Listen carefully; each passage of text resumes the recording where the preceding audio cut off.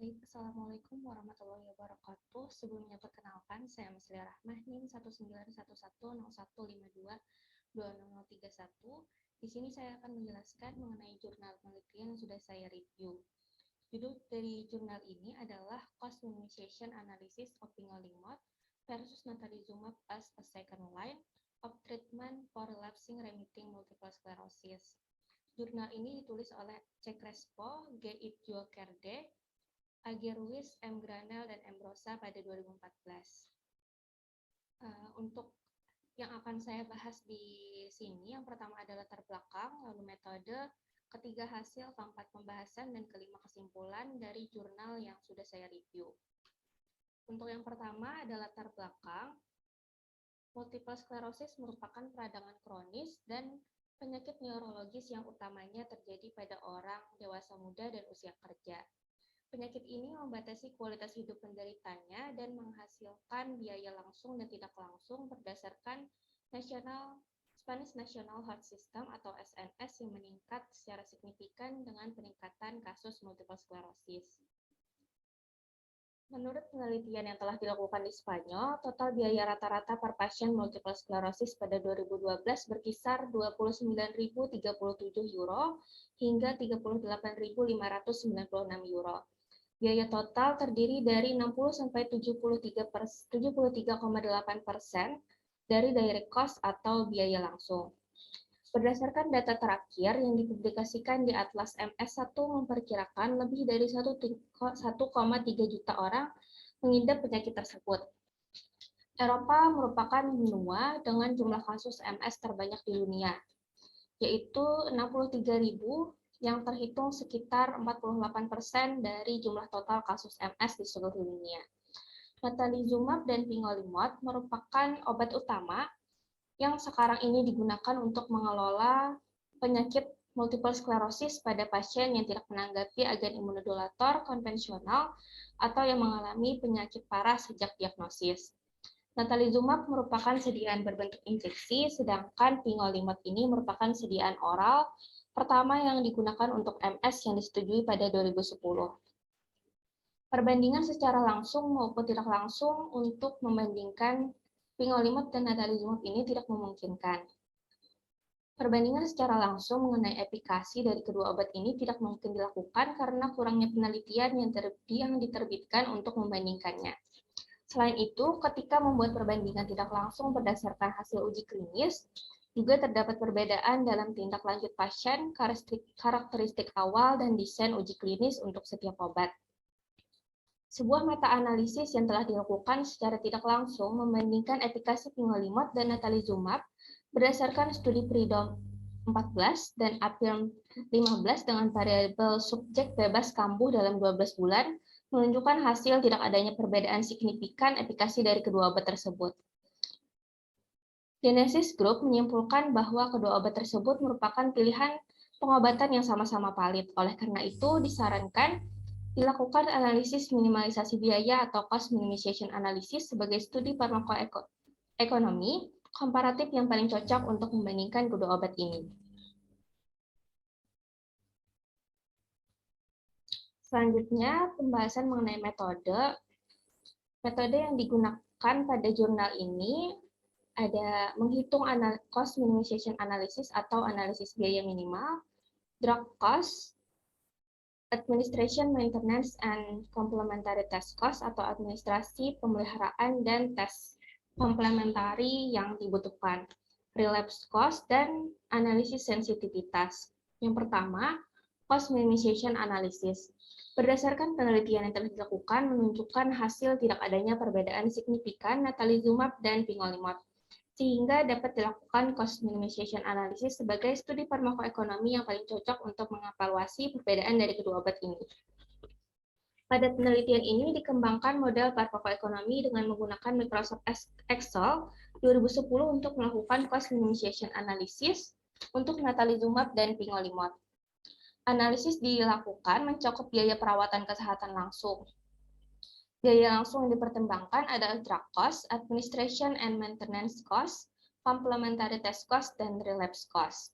Untuk mengevaluasi teknologi perawatan kesehatan digunakan rentang dalam waktu 2 tahun dan menerapkan tingkat diskon 3% untuk biaya di tahun kedua.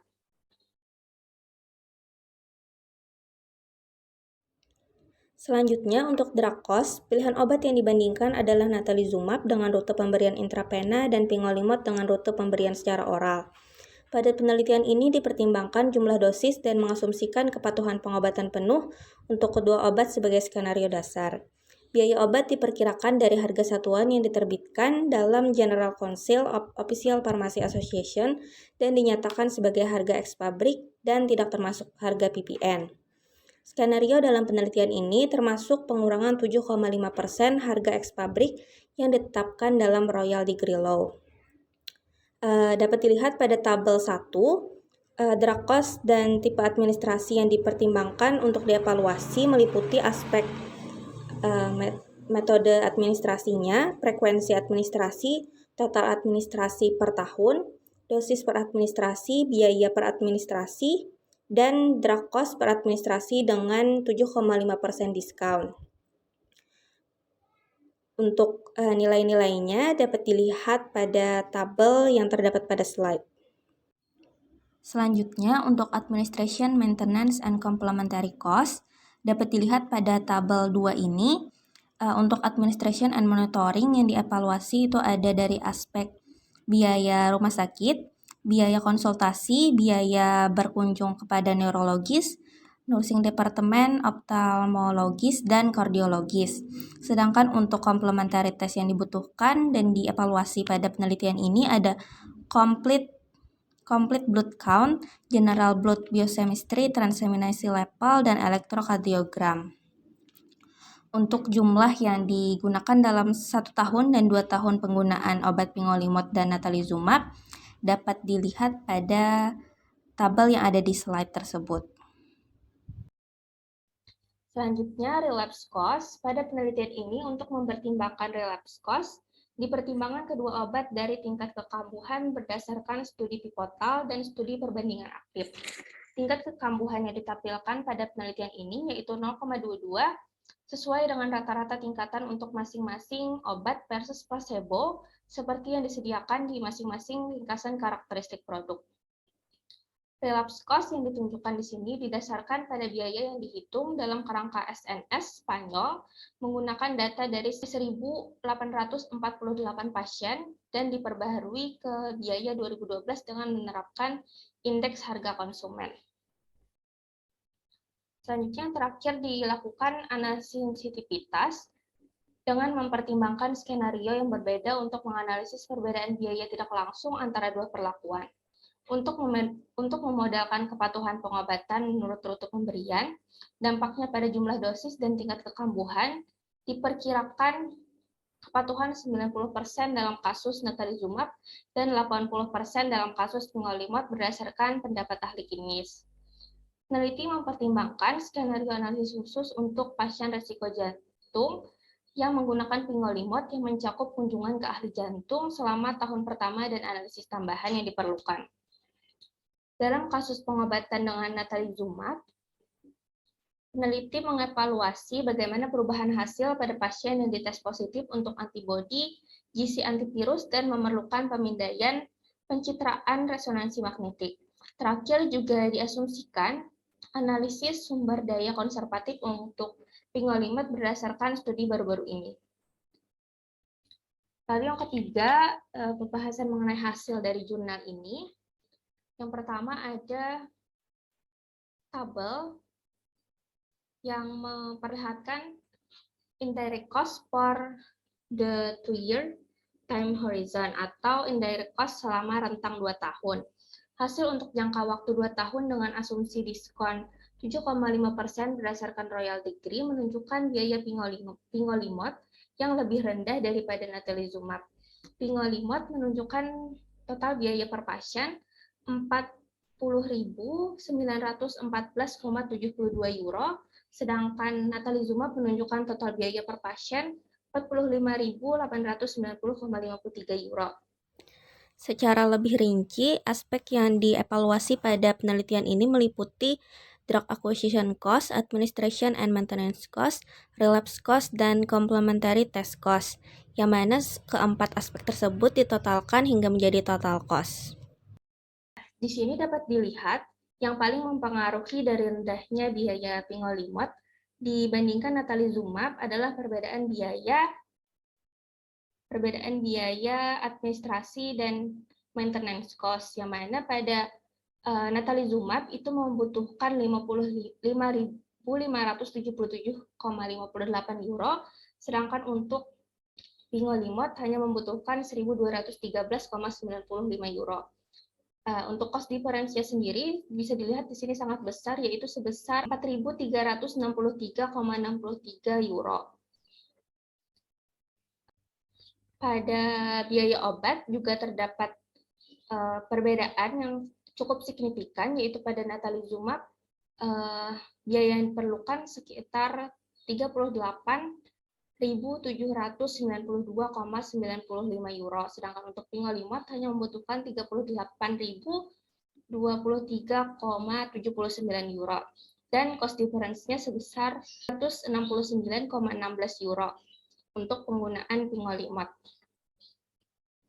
Walaupun pada pasien yang menggunakan pingolimod, biaya tes komplementernya itu lebih besar, yaitu sebesar 291,11 euro, sedangkan untuk natalizumab 134,14 euro. Total cost untuk perbandingan pingolimod dan natalizumab menunjukkan bahwa penggunaan pingolimod tetap lebih efisien untuk perawatan pasien dengan multiple sclerosis, yaitu dapat menghemat sebesar 4.975,81 euro. Lalu, pengurangan biaya yang diperoleh dari pingolimod berkorelasi positif dengan waktu seperti yang ditunjukkan pada kurva yang ada di slide ini. Lalu, ini merupakan hasil analisis sensitivitas, di mana baseline untuk pingolimod dan natalizumab dapat dilihat pada tabel dengan penghematan sebesar 10,8% dengan penggunaan pingolimod. Alternatif skenario juga dilakukan, yaitu pada aspek yang dapat dilihat pada tabel untuk pingolimod dan natalizumab. Pingolimod merupakan pilihan yang paling ekonomis dalam semua skenario yang berbeda, dapat dilihat pada tabel ini. Dalam skenario di mana diskon 7,5% ditetapkan dalam Royal Degree tidak diterapkan, pingolimod tetap menjadi opsi yang paling efisien untuk yaitu mengurangi biaya sebesar 5.038,18 euro atau melakukan penghematan sebesar 10,3% dibanding dengan penggunaan natalizumab. Saat waktunya diperpanjang hingga 10 tahun juga ditunjukkan bahwa penggunaan natalizumab ini lebih efisien, yaitu hanya membutuhkan biaya sekitar 180.572,17 euro, sedangkan untuk natalizumab membutuhkan 2.042,51,06 euro, dan atau hemat sebesar 11,6%. Lalu untuk pembahasan, dalam penelitian ini pingolimod merupakan pilihan yang paling efisien untuk manajemen pengobatan pasien multiple sclerosis karena menghasilkan biaya langsung yang lebih rendah. Biaya yang lebih tinggi yang dihasilkan oleh jumlah yang lebih besar dari tes tambahan diimbangi dengan biaya yang lebih rendah untuk pengadaan obat, administrasi, dan manajemen penyakit. Biaya perolehan obat menyumbang sebagian besar dari total biaya, yaitu sekitar 92,8%. Alasan penggunaan cost minimization analysis dan menggunakan hasil perbandingan tidak langsung berdasarkan referensi dari penelitian Del Santo et al. Dan Gintaras et al. Namun di sini harus ditekankan bahwa studi lebih lanjut atau uji perbandingan langsung diperlukan untuk mengkonfirmasi bahwa tidak ada perbedaan signifikan dalam kemanjuran atau efikasi dari kedua obat, baik sebagai pengobatan awal ataupun lini kedua. Keterbatasan umum yang diterapkan pada pemilihan studi farmakoekonomi adalah kurangnya studi perbandingan langsung untuk mengukur efikasi pingolimod dan natalizumab. Situasi ini membawa kita untuk lebih berhati-hati tentang hasil dan menekankan perlunya studi masa depan yang dapat mengkonfirmasi kekokohan temuan ini. Baik, yang terakhir kesimpulan, menurut hasil dari cost minimization analysis fingolimod dan natalizumab, fingolimod menunjukkan total biaya yang lebih rendah sebagai pengobatan lini kedua untuk pasien multiple sclerosis. Oleh karena itu, fingolimod merupakan pilihan yang paling efisien untuk manajemen multiple sclerosis. Berikut merupakan referensi yang saya gunakan. Baik, mungkin itu saja dari saya. Mohon maaf jika ada salah kata. Saya tutup. Wassalamualaikum warahmatullahi wabarakatuh. Terima kasih.